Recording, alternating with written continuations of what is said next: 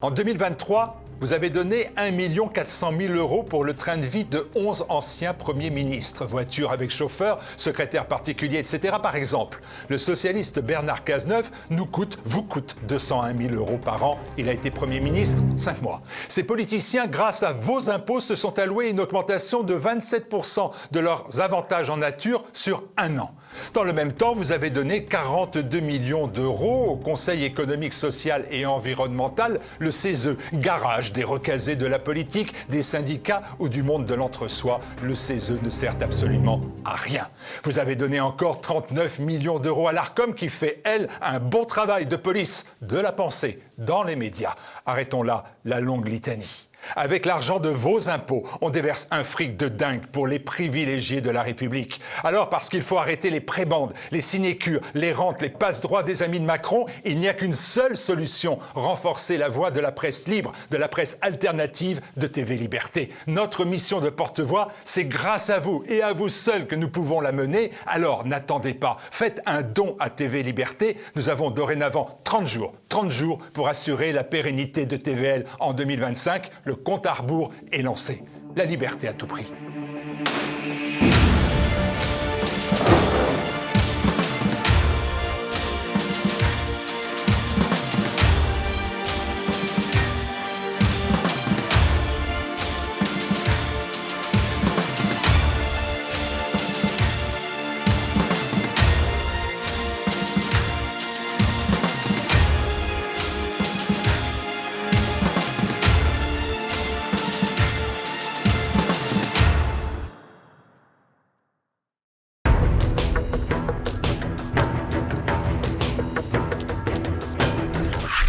Bonjour à tous, bienvenue dans notre Zoom aujourd'hui en compagnie de Serge Federbusch. Bonsoir monsieur. Bonsoir.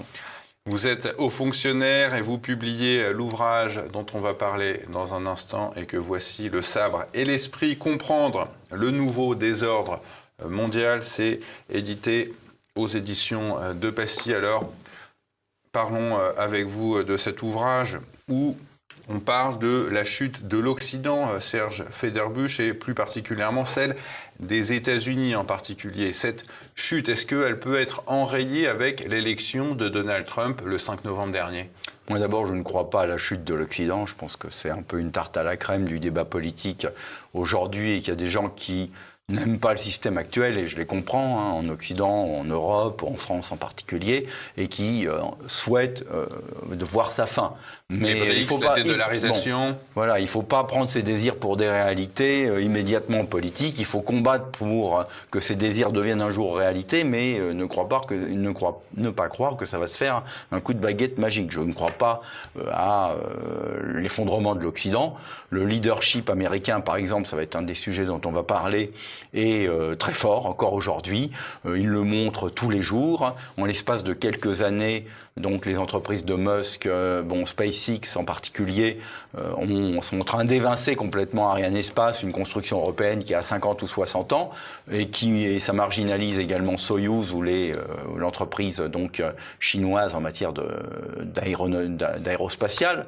Donc c'est un exemple parmi d'autres. Les États-Unis sont en train de redevenir le premier exportateur mondial de pétrole, d'hydrocarbures, parce que ils s'embarrassent pas de. Oui, le gaz de schiste. Voilà, c'est pas un débat pour eux. Voilà, ils s'en fichent là. Bon, en tout cas, ils considèrent qu'il y a un bilan coût-avantage. Ils ont peut-être la chance d'avoir des zones qui sont moins immédiatement peuplées à côté des bassins d'extraction du gaz de schiste. En tout cas, ils avancent. Et c'est vrai dans des tas de domaines. Si vous voyez des photographies qui représentent certaines villes comme Austin ou autres, vous voyez en l'espace de 10 ou 20 ans une croissance très très importante des États-Unis. Le Texas aujourd'hui, ça a un PIB équivalent à celui de la Russie. Donc, vous voyez, le seul Texas. Oui, mais donc, le revers de la médaille, c'est une société très fracturée, des millions de personnes qui sortent du système, on voit des zombies qui errent sous fentanyl dans les rues des grandes villes, on ne peut pas ignorer tout cela non plus. Mais il y a toujours évidemment des contreparties à n'importe quelle dynamique sociale. Il y a énormément de SDF en France aujourd'hui, sans qu'on ait de plus en plus, sans qu'on ait, nous, l'avantage d'avoir ces industries dans la high-tech qui ont quand même beaucoup renouvelé l'appareil industriel. Nous, on a un appareil industriel en total déclin, avec quelques petites poches de résistance, eux, ils ont quand même réussi à renouveler leur appareil industriel. Si vous prenez les 50 premières fortunes américaines, aujourd'hui, il y en a à peu près 45 qui ne sont pas celles d'il y a 20 ans. Donc, tandis qu'en France, c'est le contraire. Donc, ce que je veux dire, et puis alors tous ces problèmes sociaux, effectivement, ils sont indéniables. Mais en même temps, c'est une société qui avance. Il ne faut pas croire que, la stigmatiser d'un trait de plume. Par exemple, pour la première fois cette année, l'obésité recule aux États-Unis. De la même manière que l'addiction à un certain nombre d'opiacés commence à reculer aussi, parce qu'ils prennent des mesures de salubrité publique, et aussi parce qu'il y a des nouveaux médicaments. Donc, il y a une croyance, il y a une espèce de foi dans le progrès technique qui est assez bien incarné par Musk, qu'on n'a pas forcément en Europe, on n'a plus forcément en Europe, alors que l'Europe, c'était le cœur, en Allemagne, en Angleterre ou en France, de l'innovation technique pendant un siècle et demi. Voilà. Vous expliquez bien vous-même qu'on voit des sociétés solides en apparence connaître des régressions brutales. Est-ce qu'on a une idée de ce qui amène une société au plus haut et de ce qui la fait dégringoler ? Ce qui se passe, c'est que ça peut être la concomitance. Et parfois, et moi ce qui m'intéressait dans cet ouvrage, c'est de voir quelles étaient les interactions justement entre les deux phénomènes, entre plus que les crispations, les séditions sociales, les climats parfois de guerre civile sociale liés aux inégalités. D'accord. Vous me disiez en préparant cette émission que la droite et la gauche aux États-Unis se détestent et ça n'a rien à voir avec ce qui se passe en France. C'est encore pire qu'en France. Ouais. Bon, en France, on se déteste pas mal, mais là-bas, c'est encore pire. Bon, donc il y a un climat de tension sociale très fort, et en même temps, il y a aussi des risques de régression des échanges internationaux, parce que effectivement, qu'est-ce qui se passe, c'est que c'est le cas de la Chine, par exemple, quand on ruine un certain nombre de clients parce qu'on prend les marchés les uns après les autres, au bout d'un moment, ces clients-là ils finissent soit par prendre des mesures de rétorsion contre l'industrie chinoise, soit par avoir tellement de problèmes économiques qu'ils ne peuvent plus être des bassins véritablement importateurs. Et donc, par exemple, les investissements massifs, j'ai vu un reportage il n'y a pas longtemps sur la voiture électrique chinoise, mais il y a des espèces de cimetières d'aimants de voitures électriques qui ne sont même pas vendus.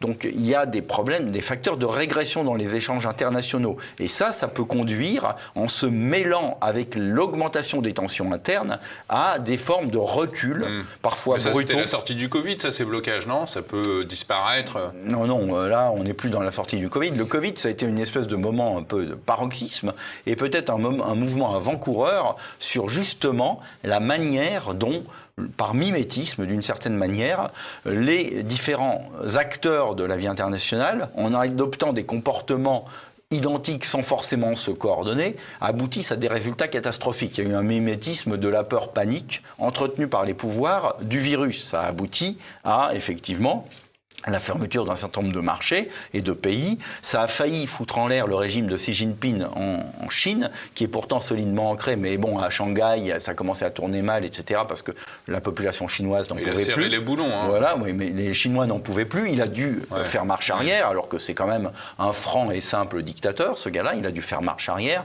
De la même manière, nous, pour penser les plaies de ces funestes décisions, mais qui redonnaient la main au pouvoir politique, parce que Macron a repris la main politique grâce au Covid, eh bien, il a fait 600 à 700 milliards de dettes, et c'est cette dette aujourd'hui qui plonge la France dans une crise budgétaire et politique de première ampleur. Donc, le Covid, ça a été comme un signe avant-coureur de ces espèces d'interactions entre, d'une part, des échanges internationaux qui peuvent avoir tendance à reculer, et d'autre part, la montée des tensions internes. Et donc, effectivement, c'est sur ces sujets-là que j'ai essayé de travailler et que j'ai essayé d'éclairer en apportant des éclairages nouveaux, parce que le problème, et c'est né d'une frustration, ce livre, c'est-à-dire que les explications toutes faites à l'emporte-pièce, c'est la faute des Américains, ou les Américains vont se casser la gueule, ou c'est la faute des Russes, c'est la faute des Chinois, de ci, de ça, ça me satisfait pas. C'est pas comme ça que le monde fonctionne. Bon, et donc, j'ai voulu un peu creuser les choses, essayer de comprendre quels sont ces phénomènes d'interaction, de fragilité et de force. Justement, ces phénomènes, vous dites que la mondialisation a amené les États-nations à s'endetter toujours plus pour acheter une forme de paix sociale.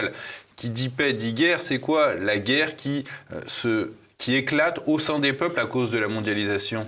C'est la guerre qu'on a vue par exemple au moment des Gilets jaunes. Vous voyez, c'est le fait qu'on voit aujourd'hui avec le Mercosur et les paysans en France. C'est-à-dire que la mondialisation, ça crée de la concurrence, ça crée le fait qu'il y ait des entreprises qui ferment. Regardez ce qui se passe avec Michelin. d'accord, qui est en train de détruire plusieurs milliers d'emplois en France. Bon, évidemment, c'est de la création qui peut être destructrice, hein, selon Schumpeter, et ça, on le sait, mais enfin, il y a des périodes transitoires qui peuvent être très dures politiquement, qui peuvent parfois conduire à des reculs plus ou moins définitifs. Donc évidemment, la mondialisation, ça a sorti un grand nombre de peuples de la misère, parce que ça a permis des échanges effectivement de techniques, de capitaux, d'idées, et parfois des échanges humains qui ont quand même donc donné beaucoup de dynamisme à un certain nombre de sociétés. Est-ce que c'est pas aussi quelque part, Serge Schroeder-Bush, la force de l'État-providence qui nuit aux solidarités traditionnelles? Vous l'évoquez, la famille, les corporations, la religion. L'État-providence, ça se définit comme justement un État qui vient à votre aide, même si vous n'êtes pas protégé par une corporation plus faible. La famille, la communauté religieuse, la corporation. Est-ce qu'il n'a pas remplacé tout cet ensemble? Il les a pas remplacés, ça coexiste. C'est un peu comme un système de poupée russe. Mais ça a pour effet, effectivement, la famille a été affaiblie, toutes les institutions intermédiaires ont été affaiblies, les communautés sont affaiblies. C'est pas forcément une mauvaise chose. Quand vous prenez par exemple, parce que j'ai traité beaucoup d'exemples historiques dans mon livre, quand vous prenez par exemple la monarchie absolue de l'Ancien Régime, c'est quoi? C'est précisément un pouvoir qui dit, maintenant on va établir un royaume où tous les sujets vont être les sujets directement du roi et ne seront plus, via le servage, les sujets de grands seigneurs qui vont ensuite décider ce qu'ils voudront bien m'accorder à moi, le roi. Voilà. Donc ça a été aussi, d'une certaine manière, une avancée paradoxale, mais vers l'État-providence, en tout cas vers un pouvoir qui libère les individus de solidarité de proximité pour les intégrer dans une solidarité plus vaste. Bon, et le roi était finalement l'incarnation de cette solidarité plus vaste. Eh bien, aujourd'hui, on est dans une situation où ces États-providence, c'est pas propre à la France, c'est quasi universel, planétaire, eh bien, souffrent beaucoup parce que le pacte social, le contrat social de solidarité, parce que l'État-providence, on pourrait appeler ça aussi l'État-nation ou l'État social. C'est un mélange des deux, d'État-nation et d'État social. Eh bien, cet État-providence souffre de plus en plus, a de plus en plus de difficultés à assurer cette protection. Donc il s'endette, et c'est bien ce qui se passe en France. On a à la fois de la mondialisation qui s'accroît et un État-providence qui, pour contrebalancer les effets de la mondialisation, s'endette de plus en plus. Et on est dans une espèce de nasse. Les parois se resserrent de chaque côté. Problème de la mondialisation, problème de l'endettement. Et maintenant, on arrive au bout de l'entonnoir. Et c'est la situation dans laquelle on est qui va provoquer une crise de régime, à mon avis, qui n'en a plus pour très longtemps. Vous dites que finalement, les démocraties et les régimes autoritaires finissent un petit peu par converger. On avait vu pendant le Covid qu'on avait à peu près toutes les démocraties vu appliquer ce confinement qui était à l'origine une décision d'un régime autoritaire, le régime chinois, une dictature.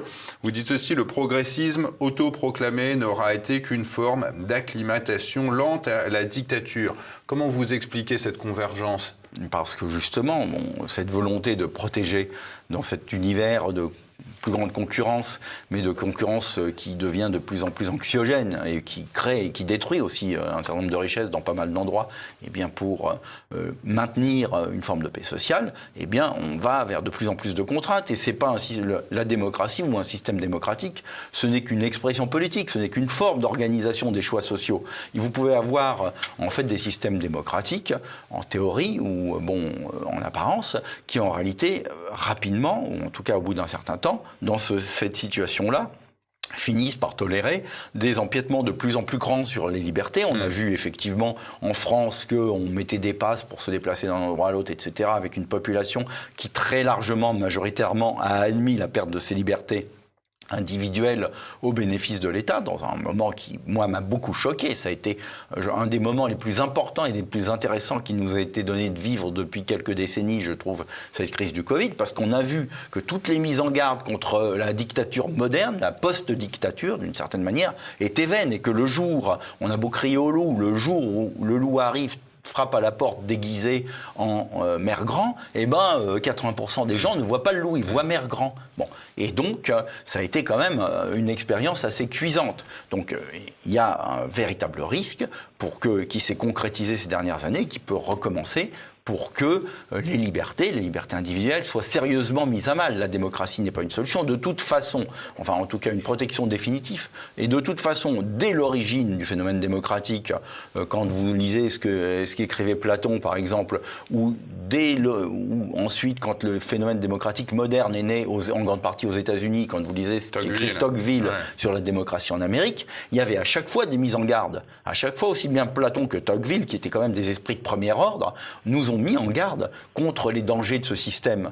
qui n'est pas la panacée. Il n'y a pas de panacée sociale. Et comme il n'y a pas de panacée intellectuelle, ni de vérité définitive. Donc je crois qu'il faut avoir de la modestie quand on analyse tout ça, et avoir surtout comme cap de bien faire attention à ce que nos libertés et d'une certaine manière notre capacité à agir efficacement pour la société ne soient pas sacrifiées par des systèmes qui ont tendance à dériver vers l'autoritarisme et la dictature. Ou même l'utilisation de la peur. Vous dites tous les gouvernements, les régimes quels qu'ils soient, ont recours à la peur. On l'a vu en France avec le décombre macabre du nombre de morts, avec ce monsieur qui nous annonçait ses morts, comme en Chine.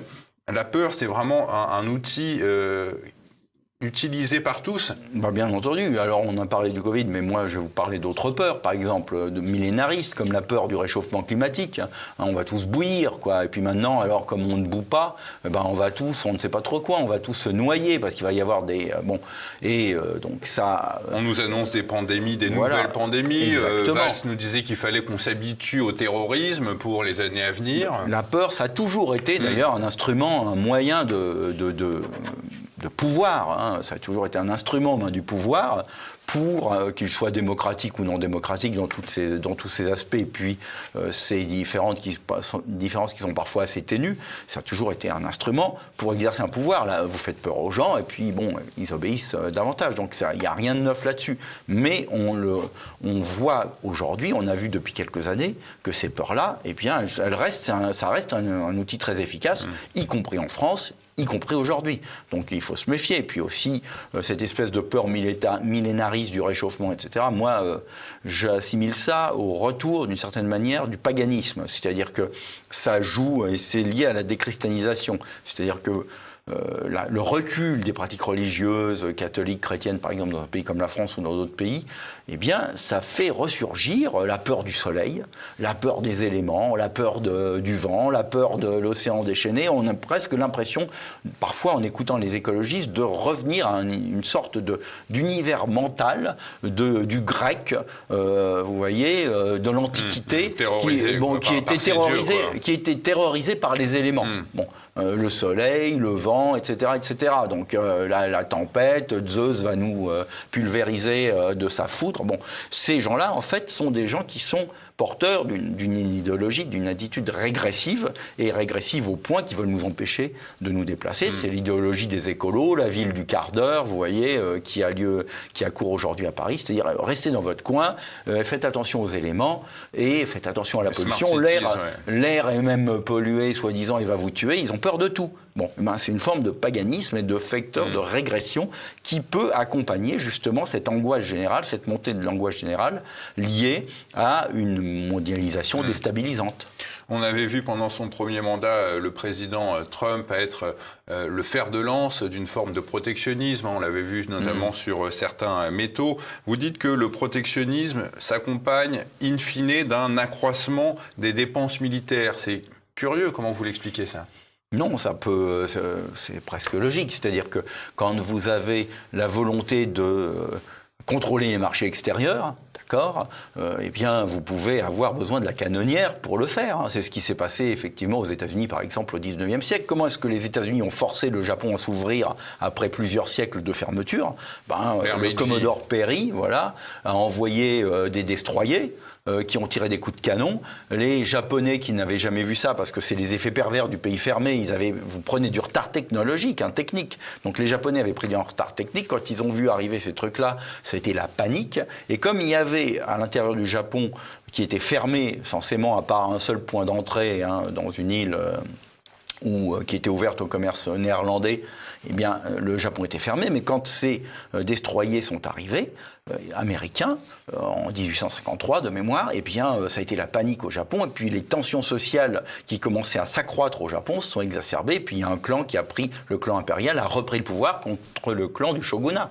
Et donc, voilà, c'est aussi une autre illustration de ces phénomènes où à la fois les influences extérieures et les fragilités intérieures se mêlent pour créer une dynamique sociale, une dynamique politique, sachant que c'est aussi quelque chose que j'ai essayé de montrer dans le livre, même si, bon, il faut y aller à tâtons parce que c'est des phénomènes extrêmement complexes, une fois encore, on se doit d'être modeste, eh bien, à chaque fois, c'est comme une marée, à chaque fois, même quand il y a des phénomènes de régression historique, il reste toujours des acquis intellectuels, des acquis culturels, des acquis techniques qui font que, malgré tout, l'humanité progresse collectivement, quoi. C'est ce qui se passe depuis maintenant des millénaires. Vous évoquez aussi pas mal la montée au pouvoir d'Emmanuel Macron avec, en 2017, on l'avait vu, cette arrivée dans les rédactions avec plusieurs unes qui lui avaient été consacrées. Vous dites aujourd'hui qu'il est la pièce centrale d'un dispositif de plus en plus fragile. Qu'est-ce qui a changé? Qu'est-ce qui est en train de changer alors? Je crois que l'arbitrage, justement, c'est ce que j'avais évoqué déjà dans un livre précédent il y a une dizaine d'années sur Français prêts pour votre révolution, prochaine révolution. L'arbitrage entre protection et ouverture, il est de plus en plus difficile à faire. Et donc Macron a été la pièce mise au pouvoir largement par quelques oligarques, avec un déferlement de propagande extrêmement puissant en sa faveur. Mais bon voilà, tenir les deux rênes en même temps, c'est de plus en plus difficile. C'est un jeune ambitieux qui était prêt à prendre des risques, on peut au moins lui concéder ça. Bon, maintenant, les risques se réalisent et il n'est pas à la hauteur. Bon, on voit que c'est essentiellement une petite créature médiatique qui ressemble de plus en plus à un paltoquet dès lors qu'il entre dans la cour des grands, on le voit en particulier en matière diplomatique ou stratégique. Bon, il ridiculise la France sans cesse au Moyen-Orient ou ailleurs. Donc, maintenant, bon, le pauvre garçon a atteint les limites de son exercice. Et le système va essayer de se trouver effectivement un champion alternatif, mais ça va être compliqué. Et vous dites aussi qu'il n'y a au fond ni défaite de l'Occident, ni basculement des richesses vers les pays émergents. Vous dites la mondialisation ne recule pas, en fait elle patine. Expliquez-nous ça. Je pense qu'il y a depuis quelques années non pas un recul, mais en tout cas effectivement une stagnation, un plafonnement des échanges internationaux. Bon, ça a déjà commencé dans certains domaines, même des phénomènes de liberté de circulation. Bon, on a connu évidemment, c'était un point particulier, la crise du fameux Covid. Mais moi, ce qui m'a toujours fasciné, c'est que je suis né en 1960, quand dans les années 70, j'avais entre 10 et 20 ans, quoi. Donc, on aimait déjà j'aimais beaucoup voyager, mais à l'époque, je connaissais des gens qui prenaient une 4L et qui pouvaient espérer aller jusqu'en Inde en voiture. Aujourd'hui, amusez-vous à vous approcher du Cachemire, de tas de zones, mais vous allez vous faire tailler en pièces. Pas, ouais. Donc on a déjà des phénomènes de régression dans la mobilité en réalité. Donc vous êtes obligé de faire des sauts en avion, mais les sauts en avion ça coûte de plus en plus cher. Vous avez les écolos qui commencent à vous enquiquiner en vous disant que votre empreinte carbone est terrible. Bientôt on va vous dire c'est pas la peine, vous avez Internet, vous pouvez vous brancher, vous voyez une plage à Pattaya ou je ne sais pas trop quoi. Bon, c'est comme si vous y étiez, quoi. Donc il ne faut pas croire qu'on est forcément dans un phénomène linéaire, qui va conduire à forcément toujours plus d'ouverture. Il y a déjà, et du point de vue des échanges internationaux, et Trump en est l'incarnation, eh bien, c'est quand même je dirais pas un isolationniste, mais enfin c'est quelqu'un qui est assez sceptique sur la façon dont les États-Unis ont intérêt à défendre leurs intérêts justement dans les échanges internationaux. Il y a des gens qui l'entourent, qui ont des positions ambiguës sur le sujet, et de ce point de vue-là, d'ailleurs, entre Trump et Biden, ou Trump et Obama, il n'y avait pas grande différence. Ils étaient tous, il y a une tendance lourde à l'isolationnisme et à la fermeture aux États-Unis parce que, ils ont aussi des intérêts à protéger, des intérêts électoraux à protéger, et la concurrence avec la Chine est quand même très, très, très, très délétère pour leurs industries. Donc, ce phénomène-là ne va pas disparaître du jour au lendemain. Et vous parlez d'un endettement massif des démocraties occidentales, mais vous parlez aussi de la Chine comme d'un colosse au pied d'argile. Oui, la Chine aussi est endettée, surendettée. Mais dans ce phénomène, justement, global, bon, il ne faut pas croire que tout est la puissance est d'un côté, la faiblesse de l'autre, ou la force d'un côté, voilà.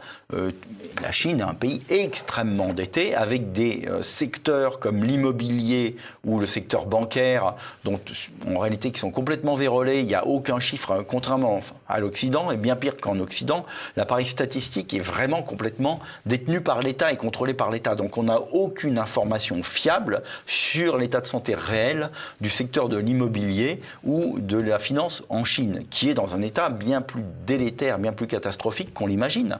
Bon, donc c'est effectivement une situation difficile. Depuis, en fait, Tiananmen, le pouvoir chinois a réussi à reprendre la main politique en noyant la contestation dans la croissance par les exportations. En gros, ça a été l'équation. Moins de démocratie, plus de croissance, plus d'exportation. Mais comme les exportations maintenant sont plus difficiles, eh bien, il y a moins de croissance, donc ils vont devoir, face à la montée des tensions sociales, aller soit vers plus de démocratie, soit vers encore plus de dictature, et là, ça va devenir de plus en plus difficile. Xi Jinping a une espèce de fascination pour Mao Tse-tung. Il s'est présenté en costume Mao pour la première fois depuis des décennies. Deng Xiaoping avait abandonné ça. Bon. Il y a également des forces de régression puissantes là-bas. On ne peut pas faire avancer un système d'1,2 milliard d'habitants avec 7 ou 8% de croissance en permanence quand les États alentours et vos principaux partenaires en ont marre et commencent à avoir des politiques de rétorsion à votre égard. Donc ils sont dans une situation très difficile. Je vous cite pour terminer, les Français doivent rompre avec la bureaucratie européenne et comprendre que le confort de la dette et l'illusion de la protection étatique sont vains. Est-ce que les Français vous pensez pouvoir le comprendre, ou est-ce qu'ils vont on va devoir aller jusqu'à la faillite de l'État pour se dire « Ah bah zut, on s'est planté sur toute la ligne depuis 50 ans ». D'accord, alors j'en profite pour annoncer le 29 novembre prochain à 19h30 au Café du Pont-Neuf une réunion sur ce thème-là justement.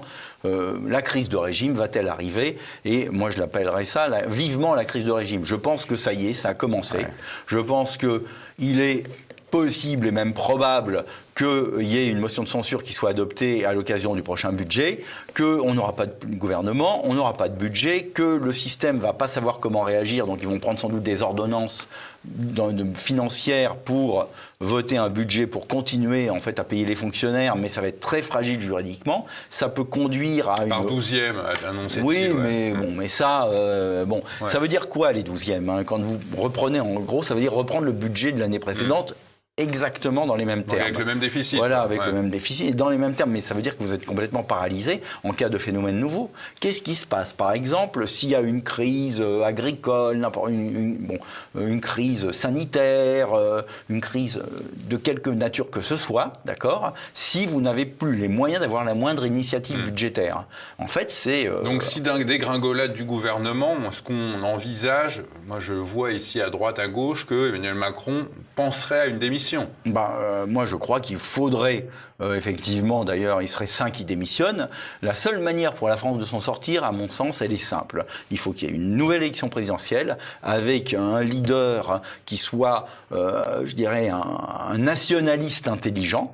D'accord, à la tête de l'État, et qui, un peu à la Trump, vous voyez, dans ce qu'on peut espérer de mieux, en tout cas, de Trump, voilà, un nationaliste intelligent, qui prenne la distance nécessaire avec l'Union européenne et l'euro, parce qu'on n'arrivera pas à s'en sortir dans le cadre actuel, soit en réformant complètement ces institutions, soit en les quittant. Les deux peuvent d'ailleurs être des solutions à avoir de fer au feu. On peut négocier la réforme parce qu'on explique qu'on va sortir aussi. Bon.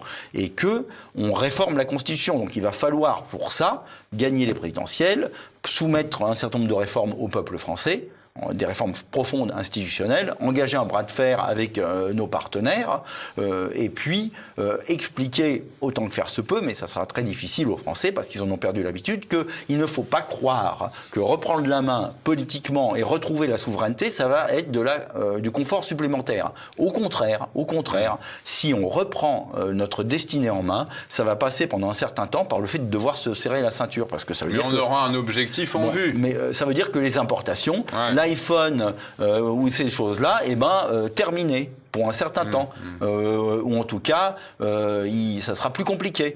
Bon, et ça va pas être facile. Bon, on est dans une situation qui s'apparente d'une certaine manière à une espèce de crise de guerre larvée. Et quand on est dans cette situation-là, il faut savoir que les sacrifices qui sont induits par cette situation-là sont réels, ils sont pas simples, mais que se faire des picousses de plus en plus fortes d'antalgiques, parce que c'est ça, ça mène à la décapitale finale. Moi, je pense que on va avoir une fenêtre de tir dans les mois et les années qui viennent, mais ça implique une réforme profonde des institutions et une forme de patriotisme intelligent qui n'est pas de la régression complète ni de la fermeture, parce que ça sert à rien. La France ne pourra pas s'en sortir on n'a pas réussi à fabriquer des masques, vous voyez, hygiéniques en temps quand il y a eu l'histoire du Covid. Alors imaginez qu'on va pouvoir maintenir des process informatiques performants dans le monde actuel, seul c'est impossible. Donc il faut en tenir compte aussi. Le sabre et l'esprit, comprendre le nouveau désordre mondial avec Serge Federbusch sur la boutique en ligne de TVL. Merci à vous, monsieur. Merci.